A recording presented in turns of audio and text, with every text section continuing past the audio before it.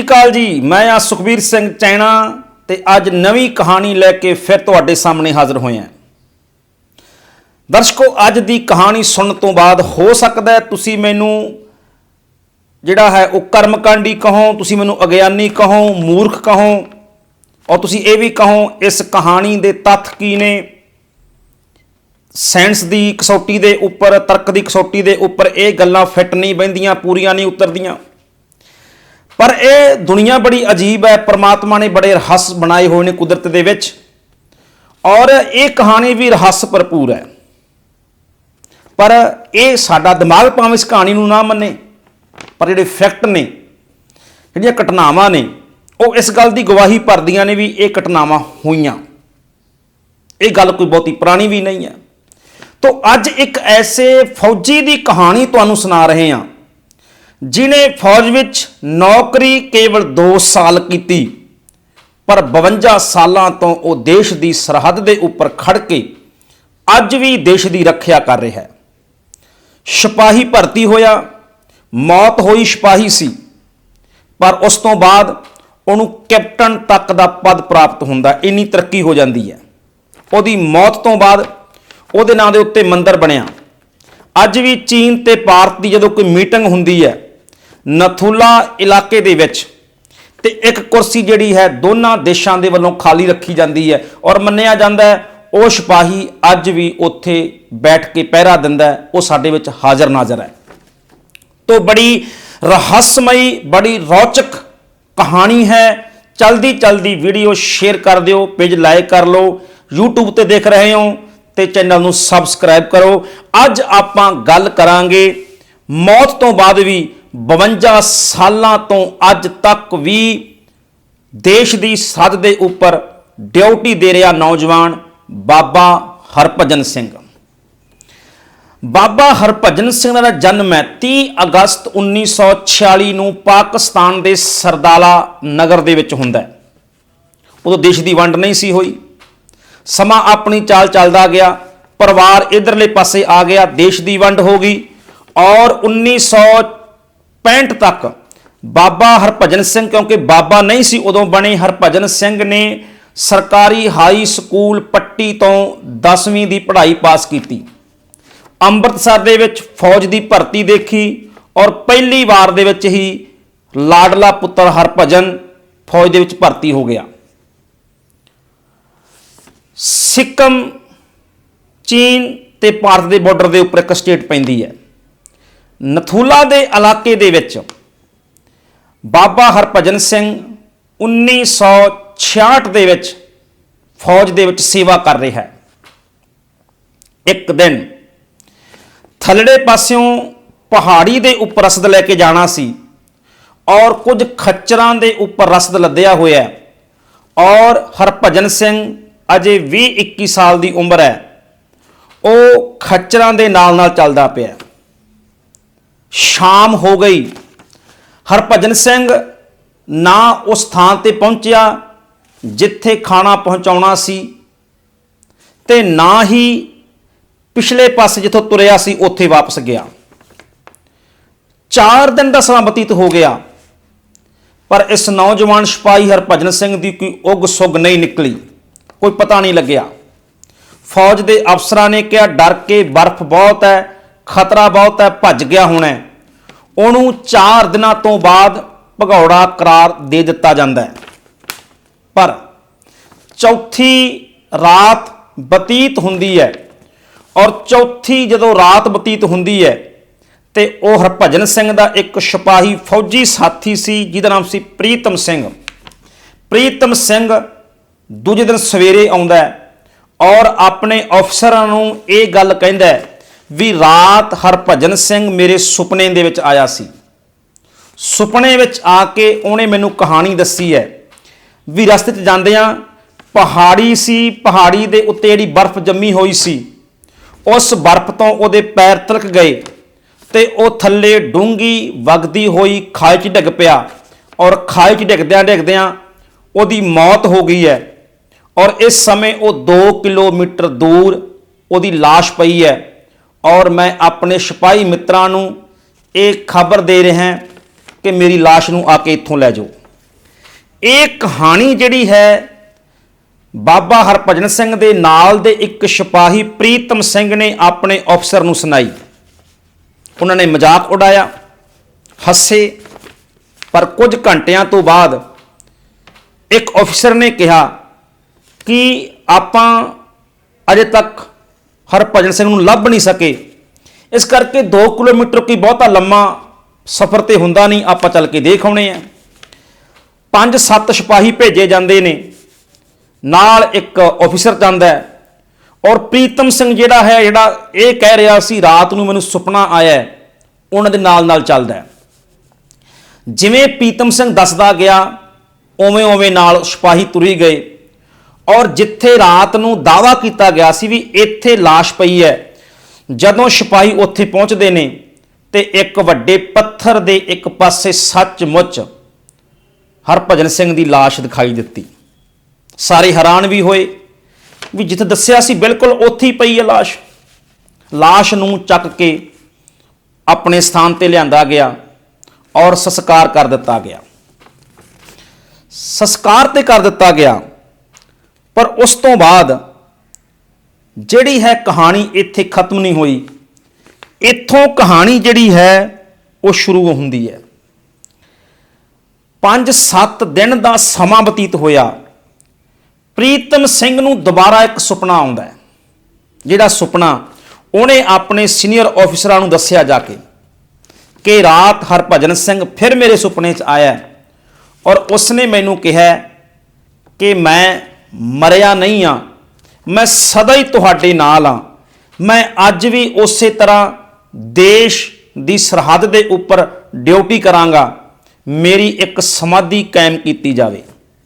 ਔਰ ਉਸਨੇ ਸਮਾਧੀ ਵਾਲੀ ਥਾਂ ਵੀ ਦੱਸੀ ਹੈ, ਕਿਉਂਕਿ 5-7 ਦਿਨ ਬੀਤ ਚੁੱਕੇ ਸਨ ਔਰ ਜਿਹੜੀ ਪਹਿਲੀ ਸੁਪਨਾ ਸੀ ਉਹ ਬਿਲਕੁਲ ਸੱਚ ਹੋਇਆ ਸੀ।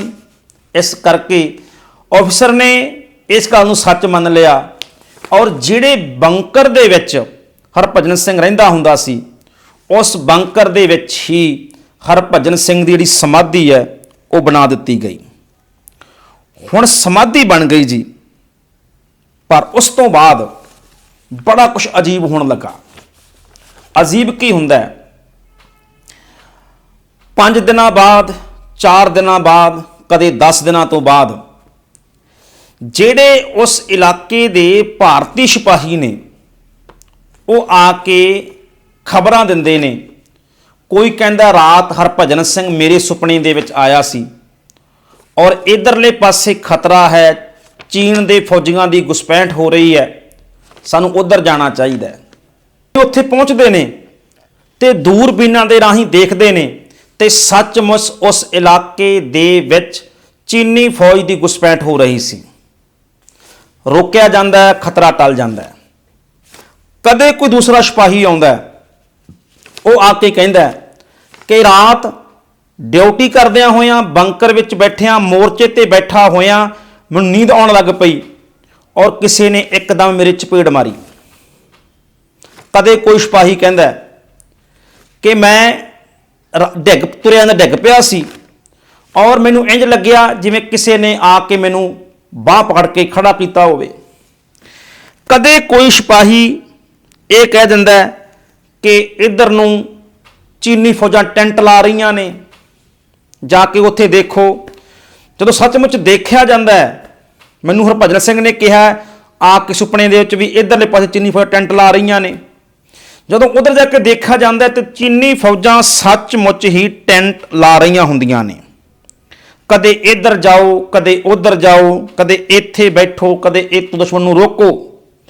ਇੱਦਾਂ ਦੀਆਂ ਕਈ ਘਟਨਾਵਾਂ ਨੇ ਜਿਹੜੀਆਂ ਉਹ 2-3 ਮਹੀਨਿਆਂ ਦੇ ਵਿੱਚ ਆਉਂਦੀਆਂ ਨੇ ਔਰ ਉਹ ਕਮਾਲ ਦੀ ਗੱਲ ਇਹ ਸੀ ਉਹ ਸਾਰੀਆਂ ਘਟਨਾਵਾਂ ਸੱਚ ਹੁੰਦੀਆਂ ਨੇ, ਜਿਨ੍ਹਾਂ ਦਾ ਸਿਪਾਹੀ ਦਾਅਵਾ ਕਰਦੇ ਨੇ ਵੀ ਸਾਨੂੰ ਬਾਬਾ ਹਰਭਜਨ ਸਿੰਘ ਨੇ ਇਹ ਗੱਲਾਂ ਸੁਪਨੇ ਵਿੱਚ ਆ ਕੇ ਦੱਸੀਆਂ ਨੇ। ਅਖੀਰ ਨੂੰ ਜਿਹੜੇ ਫੌਜ ਦੇ ਅਫਸਰ ਨੇ ਉਹ ਇਹ ਗੱਲ ਫੈਸਲਾ ਲੈਂਦੇ ਨੇ ਵੀ ਬਾਬਾ ਹਰਭਜਨ ਸਿੰਘ ਨੂੰ ਨੌਕਰੀ ਤੋਂ ਫਾਰਗ ਨਹੀਂ ਕੀਤਾ ਜਾਏਗਾ, ਭਾਵੇਂ ਕਿ ਉਹਦੀ ਜਿਹੜੀ ਮੌਤ ਸੀ ਉਹ 3-4 ਮਹੀਨੇ ਪਹਿਲਾਂ ਹੋ ਚੁੱਕੀ ਸੀ। ਬਕਾਇਦਾ ਹਰਭਜਨ ਸਿੰਘ ਦੀ ਹਾਜ਼ਰੀ ਲੱਗੇਗੀ, ਬਕਾਇਦਾ ਉਹ ਡਿਊਟੀ ਉੱਪਰ ਜਾਵੇਗਾ ਉਸ ਸਮੇਂ ਦੇ ਉੱਪਰ, ਉਹਦੇ ਕੱਪੜੇ ਉਵੇਂ ਧੋਤੇ ਜਾਣਗੇ, ਉਸੇ ਤਰ੍ਹਾਂ ਦੇ ਨਾਲ ਉਹਦੀ ਤਨਖਾਹ ਹੈ ਜਿਹੜੀ ਉਹ ਬਣਾਈ ਜਾਏਗੀ। ਤਾਂ ਇਹ ਸਾਰੀ ਘਟਨਾ ਸ਼ੁਰੂ ਹੋ ਜਾਂਦੀ ਹੈ। ਔਰ ਵੱਖ-ਵੱਖ ਸਮਿਆਂ ਦੇ ਉੱਪਰ ਜਦੋਂ ਵੀ ਕੋਈ ਸਿਪਾਹੀ ਆ ਕੇ ਇਹ ਖਬਰ ਦਿੰਦਾ ਸੀ ਵੀ ਰਾਤ ਮੈਂ ਸੌਣ ਲੱਗਿਆ ਮੇਰੇ ਚਪੇੜ ਵੱਜੀ, ਮੈਨੂੰ ਕਿਸੇ ਨੇ ਆ ਕੇ ਹਿਲਾਇਆ, ਮੈਂ ਡਿੱਗਦਾ ਪਿਆ ਸੀ, ਕਿਸੇ ਨੇ ਮੈਨੂੰ ਖੜਾ ਕਰ ਦਿੱਤਾ, ਕੋਈ ਦੱਸਦਾ ਸੁਪਨੇ 'ਚ ਆ ਕੇ ਰਾਤ ਮੈਨੂੰ ਹਰਭਜਨ ਸਿੰਘ ਨੇ ਇਹ ਗੱਲ ਕਹੀ। ਅਨੇਕਾਂ ਵਾਰ, ਅਣਗਿਣਤ ਵਾਰ ਐਸਾ ਹੋਇਆ ਔਰ ਉਹ ਸਾਰੀਆਂ ਘਟਨਾਵਾਂ, ਸਾਰੀਆਂ ਗੱਲਾਂ ਸੱਚ ਸਾਬਤ ਹੋਈਆਂ।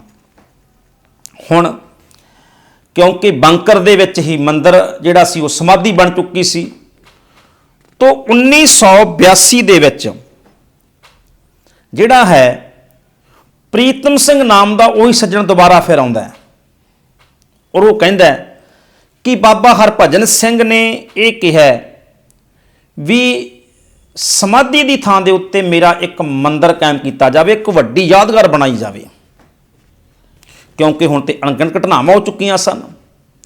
ਇਸ ਕਰਕੇ ਜਿੱਥੇ ਪਹਿਲਾਂ ਬੰਕਰ ਦੇ ਵਿੱਚ ਬਾਬਾ ਜੀ ਦੀ ਸਮਾਧੀ ਬਣੀ ਹੋਈ ਸੀ ਹਰਭਜਨ ਸਿੰਘ ਦੀ, ਉਸ ਤੋਂ 9 ਕਿਲੋਮੀਟਰ ਥੋੜਾ ਪਾਸੇ ਜਿਹੜਾ ਹੈ ਹਰਭਜਨ ਸਿੰਘ ਦਾ ਇੱਕ ਮੰਦਰ ਬਣਾਇਆ ਜਾਂਦਾ ਹੈ, ਜਿਸ ਮੰਦਰ ਦੇ ਵਿੱਚ ਕਮਰਾ ਬਣਾਇਆ ਜਾਂਦਾ ਹੈ ਔਰ ਉਸ ਮੰਦਰ ਦੇ ਵਿੱਚ ਹਰਭਜਨ ਸਿੰਘ ਦੀ ਜਿਹੜੀ ਮੂਰਤੀ ਹੈ ਉਹ ਸਥਾਪਿਤ ਕੀਤੀ ਜਾਂਦੀ ਹੈ।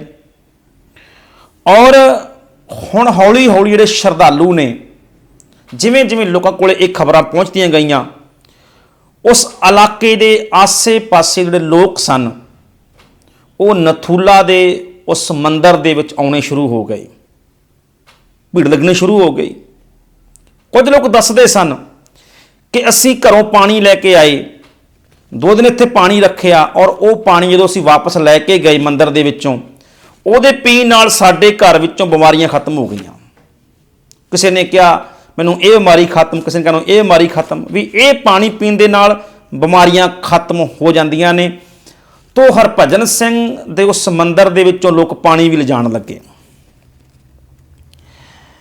ਸ਼ਰਧਾਲੂ ਆਉਣ ਲੱਗੇ, ਭੀੜ ਵਧਣ ਲੱਗੀ ਔਰ ਇਹ ਮੰਨਿਆ ਜਾਂਦਾ ਰਿਹਾ ਵੀ ਸਮੇਂ-ਸਮੇਂ ਤੇ ਬਾਬਾ ਹਰਭਜਨ ਸਿੰਘ ਕਿਸੇ ਨਾ ਕਿਸੇ ਤਰੀਕੇ ਦੇ ਨਾਲ ਖੁਫੀਆ ਜਾਣਕਾਰੀਆਂ ਵੀ ਭਾਰਤੀ ਫੌਜ ਨੂੰ ਦਿੰਦੇ ਰਹੇ। ਹੁਣ ਫੌਜ ਨੇ ਫਿਰ ਦੁਬਾਰਾ ਫੈਸਲਾ ਕੀਤਾ ਹਰਭਜਨ ਸਿੰਘ ਨੂੰ ਰਿਟਾਇਰਮੈਂਟ ਨਹੀਂ ਦਿੱਤੀ ਜਾਏਗੀ, ਕਿਉਂਕਿ 66 ਵਿੱਚ ਭਰਤੀ ਹੋਇਆ ਸੀ। ਉਹਦੀ ਰਿਟਾਇਰਮੈਂਟ ਦਾ ਸਮਾਂ ਨਜ਼ਦੀਕ ਜਦੋਂ ਆਇਆ ਇੱਕ ਸਿਪਾਹੀ ਦੇ ਤੌਰ ਦੇ ਉੱਤੇ, ਤਾਂ ਕਹਿੰਦੇ ਰਿਟਾਇਰਮੈਂਟ ਨਹੀਂ ਦਿੱਤੀ ਜਾਏਗੀ, ਬਕਾਇਦਾ ਹਰਭਜਨ ਸਿੰਘ ਨੂੰ ਤਰੱਕੀ ਦਿੱਤੀ ਜਾਏਗੀ। ਔਰ ਉਸ ਤੋਂ ਬਾਅਦ ਫਿਰ ਉਹਦੀ ਤਰੱਕੀ ਹੋਣੀ ਸ਼ੁਰੂ ਹੋ ਗਈ, ਉਹਦੀਆਂ ਤਨਖਾਹਾਂ ਵਧਣੀਆਂ ਸ਼ੁਰੂ ਹੋ ਗਈਆਂ ਔਰ ਹਰਭਜਨ ਸਿੰਘ ਹੈ ਜਿਹੜਾ ਬਕਾਇਦਾ ਉਸ ਦੇ ਮੰਦਰ ਦੇ ਵਿੱਚ ਹਰਭਜਨ ਸਿੰਘ ਦੇ ਜੁੱਤੇ, ਉਹਦੇ ਕੱਪੜੇ, ਉਸ ਦੀ ਦਸਤਾਰ, ਉਸ ਦਾ ਟਰੰਕ, ਉਸ ਦਾ ਸਮਾਨ ਰੱਖਿਆ ਗਿਆ। ਜਿਹੜਾ ਵੀ ਨਵਾਂ ਸਿਪਾਹੀ ਆਉਂਦਾ ਸੀ, ਜਿਹੜਾ ਵੀ ਨਵਾਂ ਅਫਸਰ ਆਉਂਦਾ ਸੀ, ਸਭ ਤੋਂ ਪਹਿਲਾਂ ਜਾ ਕੇ ਬਾਬਾ ਹਰਭਜਨ ਸਿੰਘ ਦੇ ਮੰਦਰ ਜਾ ਕੇ ਨਮਸਕਾਰ ਕਰਦਾ ਸੀ ਔਰ ਉਸ ਤੋਂ ਬਾਅਦ ਹੀ ਉਹਦੀ ਡਿਊਟੀ ਸੀ ਜਿਹੜੀ ਉਹ ਸ਼ੁਰੂ ਹੁੰਦੀ ਸੀ। ਅਨੇਕਾਂ ਵਾਰ ਐਸਾ ਹੋਇਆ, ਜਿਹੜੇ ਉੱਥੇ ਫੌਜ ਵਿੱਚ ਉਹਦੇ ਨਾਲ ਕੰਮ ਕਰਨ ਵਾਲੇ ਸਾਥੀ ਸਨ ਉਹ ਦੱਸਦੇ ਨੇ ਵੀ ਸੈਂਕੜੇ ਵਾਰ ਐਸਾ ਹੋਇਆ ਕਿ ਉਹ ਸਵੇਰੇ ਮੰਦਰ ਵਿੱਚ ਆਏ, ਹਰਭਜਨ ਸਿੰਘ ਦਾ ਕਮਰਾ ਰੱਖਿਆ ਗਿਆ ਸੀ, ਉੱਥੇ ਬੂਟ ਸਨ ਜਿਹੜੇ ਉਹ ਬੂਟ ਪਾਲਿਸ਼ ਕਰਕੇ ਅਸੀਂ ਰੱਖੇ, ਬੈੱਡ ਦੀ ਚਾਦਰ ਵਧੀਆ ਸਾਫ਼ ਕਰਕੇ ਰੱਖੀ, ਉਹਦੇ ਕੱਪੜੇ ਪ੍ਰੈਸ ਕਰਕੇ ਰੱਖੇ। ਪਰ ਜਦੋਂ ਉਹ ਸ਼ਾਮ ਨੂੰ ਵਾਪਸ ਆਏ ਤਾਂ ਉਹਦੇ ਜਿਹੜੇ ਬੂਟ ਸਨ, ਸ਼ੂਜ਼ ਸੀ, ਉਹ ਚਿੱਕੜ ਦੇ ਨਾਲ ਭਰੇ ਹੋਏ ਸੀ। ਇੰਝ ਲੱਗਦਾ ਸੀ ਜਿਵੇਂ ਇਹ ਬੂਟ ਪਹਾੜੀਆਂ ਤੇ ਚੜ੍ਹੇ ਹੋਣ, ਇਹ ਕਿਸੇ ਨੇ ਪਾਏ ਹੋਣ। ਬੈੱਡ ਦੇ ਉੱਤੇ ਸਿਰਵਟਾਂ ਹੁੰਦੀਆਂ ਸੀ, ਚਾਦਰ ਸੀ, ਕੰਬਲ ਸੀ, ਉਹ ਵਿਖਰਿਆ ਹੁੰਦਾ ਹੈ। ਉਹਦੇ ਜਿਹੜੇ ਕੱਪੜੇ ਪ੍ਰੈਸ ਕੀਤੇ ਰੱਖੇ ਸਨ ਸਵੇਰੇ, ਉਹ ਕੱਪੜੇ ਮੈਲੇ ਹੋ ਚੁੱਕੇ ਸੀ, ਉਹਨਾਂ ਦੀ ਪ੍ਰੈਸ ਖਰਾਬ ਹੋ ਚੁੱਕੀ ਸੀ। ਹਰਭਜਨ ਸਿੰਘ ਦੀਆਂ ਜਿਹੜੀਆਂ ਜਰਾਬਾਂ ਸਨ ਉਹ ਮੈਲੀਆਂ ਹੋ ਚੁੱਕੀਆਂ ਸਨ। ਤੋ ਇਦਾਂ ਦੀਆਂ ਜਿਹੜੀਆਂ ਘਟਨਾਵਾਂ ਸਨ ਉਹ ਹੌਲੀ ਹੌਲੀ ਉੱਥੇ ਵਾਪਰ ਲੱਗੀਆਂ ਔਰ ਸੈਂਕੜੇ ਸਿਪਾਹੀ ਇਸ ਗੱਲ ਦੀ ਗਵਾਹੀ ਦੇਣ ਲੱਗੇ। ਹੁਣ ਹੌਲੀ ਹੌਲੀ ਸ਼ਰਧਾਲੂ ਵਧਣ ਲੱਗੇ ਔਰ ਇਕੱਲੇ ਭਾਰਤ ਦੇ ਨਹੀਂ, ਦੱਸਿਆ ਜਾਂਦਾ ਵੀ ਜਿਹੜੇ ਚੀਨ ਦੇ ਸਿਪਾਹੀ ਸਨ ਉਹਨਾਂ ਨੇ ਵੀ ਆ ਕੇ ਇਹ ਦੱਸਿਆ ਵੀ ਹਰਭਜਨ ਸਿੰਘ ਸਾਨੂੰ ਵੀ ਇਸ ਬਾਰਡਰ ਦੇ ਉੱਪਰ ਦਿਖਾਈ ਦਿੰਦਾ ਔਰ ਕਈ ਵਾਰ ਸਾਡੇ ਨਾਲ ਗੱਲਾਂ ਵੀ ਕਰਦਾ ਹੈ। ਹੁਣ ਜਦੋਂ ਚੀਨ ਤੇ ਭਾਰਤ ਦੇ ਅਫਸਰਾਂ ਦੀ ਜਦੋਂ ਕਦੇ ਲੜਾਈ, ਥੋੜਾ ਤਣਾਅ ਵਧਣਾ, ਕਦੇ ਆਪਸ ਗੱਲਬਾਤ ਕਰਨੀ, ਮੀਟਿੰਗ ਹੋਣੀ, ਤੇ ਇੱਕ ਕੁਰਸੀ ਜਿਹੜੀ ਸੀ ਖਾਲੀ ਰੱਖੀ ਜਾਣ ਲੱਗੀ ਔਰ ਮੰਨਿਆ ਜਾਣ ਲੱਗਿਆ ਕਿ ਹਰਭਜਨ ਸਿੰਘ ਇੱਥੇ ਹਾਜ਼ਰ ਨਾਜ਼ਰ ਹੈ ਔਰ ਇਹ ਕੁਰਸੀ ਹਰਭਜਨ ਸਿੰਘ ਦੇ ਨਾਮ ਦੀ ਹੈ। ਹੁਣ ਇਹ ਫੈਸਲਾ ਹੋਇਆ ਹੌਲੀ ਹੌਲੀ ਲਗਭਗ 90-92 ਦੇ ਵਿੱਚ ਇਹ ਫੈਸਲਾ ਹੋਇਆ ਕਿ ਜਿਵੇਂ ਆਮ ਫੌਜੀ ਛੁੱਟੀ ਜਾਂਦੇ ਨੇ ਉਵੇਂ ਹਰਭਜਨ ਸਿੰਘ ਸਾਲ ਛੁੱਟੀ ਵੀ ਜਾਇਆ ਕਰੇਗਾ। 15 ਸਤੰਬਰ ਤੋਂ ਜੇਕਰ ਹਾਲਾਤ ਸੁਖਾਵੇਂ ਰਹਿਣ ਤੇ ਉਸ ਸਮੇਂ ਜਿਹੜੇ ਫੌਜ ਦੇ ਸਿਪਾਹੀ ਸੀ ਉਹ 2 ਮਹੀਨਿਆਂ ਦੀ ਛੁੱਟੀ ਸਾਲ ਦੇ ਵਿੱਚ ਆਉਂਦੇ ਹੁੰਦੇ ਸਨ। ਤੋਂ ਫੈਸਲਾ ਕੀਤਾ ਗਿਆ ਵੀ 15 ਸਤੰਬਰ ਤੋਂ ਲੈ ਕੇ 15 ਨਵੰਬਰ ਤੱਕ 2 ਮਹੀਨੇ ਹਰਭਜਨ ਸਿੰਘ ਛੁੱਟੀ ਤੇ ਜਾਏਗਾ। ਛੁੱਟੀ ਕਿਵੇਂ ਜਾਏਗਾ? ਬਕਾਇਦਾ ਹਰਭਜਨ ਸਿੰਘ ਦੇ ਨਾਮ ਦੀ ਜਿਹੜੀ ਹੈ ਉਹ ਟਿਕਟ ਬੁੱਕ ਕਰਾਈ ਜਾਂਦੀ। ਉੱਥੇ ਨੇੜੇ ਸਟੇਸ਼ਨ ਸੀ ਜਲਪਾਨ ਗੁੜੀ ਸਟੇਸ਼ਨ ਦੇ ਉੱਪਰ ਜਿਹੜਾ ਸੀ ਉਹ ਦਿਬੜੋਗੰਜ ਅੰਮ੍ਰਿਤਸਰ ਐਕਸਪ੍ਰੈਸ ਗੱਡੀ ਚੱਲਦੀ ਹੈ। ਉਹਦੇ ਵਿੱਚ 15 ਸਤੰਬਰ ਦੀ ਹਰਭਜਨ ਸਿੰਘ ਦੇ ਨਾਮ ਦੀ ਟਿਕਟ ਬੁੱਕ ਕਰਵਾਈ ਜਾਂਦੀ ਔਰ 3 ਸਿਪਾਹੀ ਉਹਦੇ ਟਰੰਕ ਦੇ ਵਿੱਚ ਉਹਦੇ ਕੱਪੜੇ ਪਾ ਕੇ, ਉਹਦੇ ਸ਼ੂਜ਼, ਉਹਦੇ ਕੱਪੜੇ, ਉਹਦਾ ਸਮਾਨ ਪਾ ਕੇ ਮੋਢਿਆਂ ਤੇ ਚੱਕ ਕੇ ਸਟੇਸ਼ਨ ਦੇ ਉੱਪਰ ਆਉਂਦੇ। ਬਕਾਇਦਾ ਉਹਦੀ ਸੀਟ ਸੀ ਜਿਹੜੀ ਉਹ ਹਰਭਜਨ ਸਿੰਘ ਦੇ ਨਾਮ ਦੀ ਟਿਕਟ ਬੁੱਕ ਕਰਾਈ ਜਾਂਦੀ ਸੀ।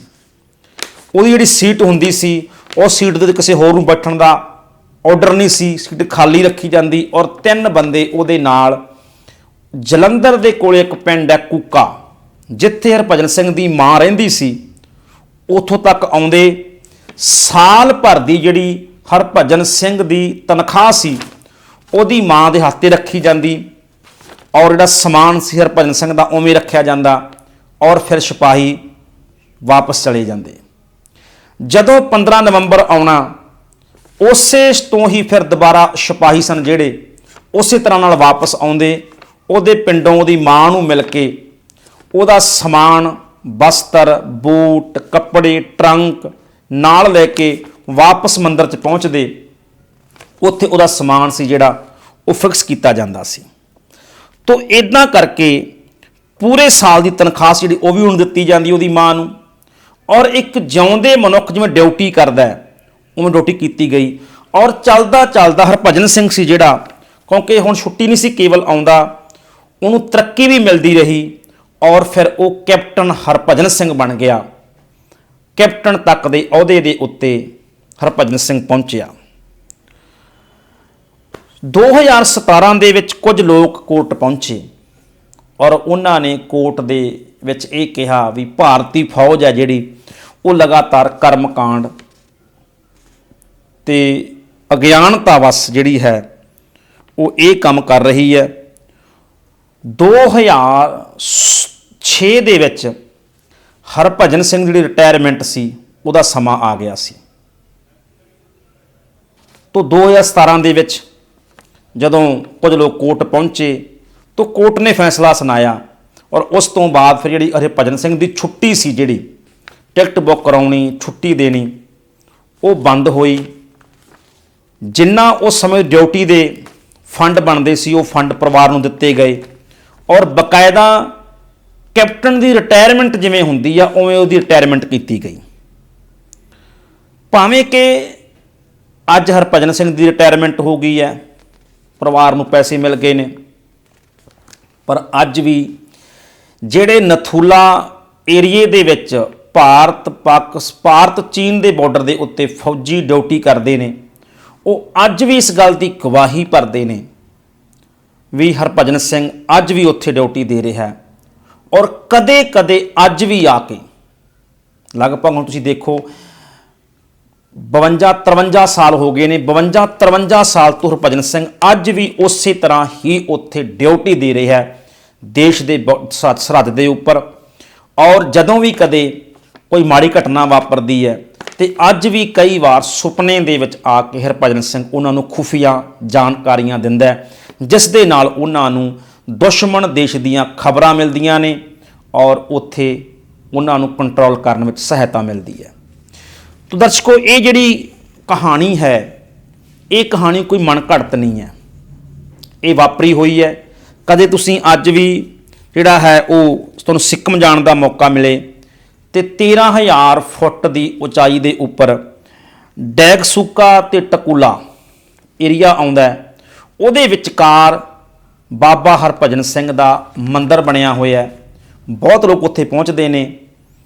ਜੇ ਤੁਸੀਂ YouTube ਸਰਚ ਮਾਰੋ ਤੇ ਮੈਨਸ ਪਲੱਸ ਨਾਮ ਦੀ ਇੱਕ ਸ਼ਾਰਟ ਮੂਵੀ ਹੈ ਜਿਹੜੀ, ਉਹ ਵੀ ਬਾਬਾ ਹਰਭਜਨ ਸਿੰਘ ਦੇ ਰਿਲੇਟਡ ਬਣੀ ਹੋਈ ਹੈ। ਤੋ ਅੱਜ ਵੀ ਫੌਜੀ ਇਹ ਮੰਨਦੇ ਨੇ ਵੀ ਬਾਬਾ ਹਰਭਜਨ ਸਿੰਘ ਉੱਥੇ ਅੱਜ ਵੀ ਪਿਛਲੇ 52 ਸਾਲਾਂ ਤੋਂ ਡਿਊਟੀ ਦੇ ਰਿਹਾ ਹੈ। ਔਰ ਜਦ ਤੱਕ ਇਹ ਸੰਸਾਰ ਕਾਇਮ ਰਹੇਗਾ ਬਾਬਾ ਹਰਭਜਨ ਸਿੰਘ ਉਸੇ ਤਰ੍ਹਾਂ ਡਿਊਟੀ ਦਿੰਦੇ ਰਹਿਣਗੇ। ਤੇ ਕਹਾਣੀ ਬੜੀ ਰੌਚਕਮਈ ਹੈ। ਹੁਣ ਮੈਨੂੰ ਇਹ ਨਹੀਂ ਪਤਾ ਕਿ ਤੁਸੀਂ ਇਹ 'ਤੇ ਵਿਸ਼ਵਾਸ ਕਰੋ ਜਾਂ ਨਾ ਕਰੋ, ਪਰ ਰਹੱਸਮਈ ਕਹਾਣੀ ਹੈ, ਕਿਉਂਕਿ ਕੁਦਰਤ ਦੇ ਵਿੱਚ ਸਭ ਕੁਝ ਉਹ ਨਹੀਂ ਹੁੰਦਾ ਜੋ ਅਸੀਂ ਮੰਨਦੇ ਹਾਂ ਜਾਂ ਜਿੰਨਾ ਕੁ ਸਾਨੂੰ ਪਤਾ ਹੈ। ਕੁਦਰਤ ਵਿੱਚ ਬਹੁਤ ਕੁਝ ਐਸਾ ਹੈ ਜਿਹਦੀ ਸਮਝ ਸਾਨੂੰ ਕਦੇ ਨਹੀਂ ਪੈ ਸਕਦੀ। ਇਹ ਕਹਾਣੀ ਕਿੱਦਾਂ ਦੀ ਲੱਗੀ ਕਮੈਂਟ ਕਰਕੇ ਦੱਸਿਓ ਜੇ। ਇੱਦਾਂ ਦੀਆਂ ਰੌਚਕਮਈ ਜਾਣਕਾਰੀ ਭਰਪੂਰ ਕਹਾਣੀਆਂ ਲੈ ਕੇ ਮੈਂ ਤੁਹਾਡੇ ਸਾਹਮਣੇ ਫਿਰ ਹਾਜ਼ਰ ਹੁੰਦਾ ਰਹਾਂਗਾ। ਸਤਿ ਸ੍ਰੀ ਅਕਾਲ।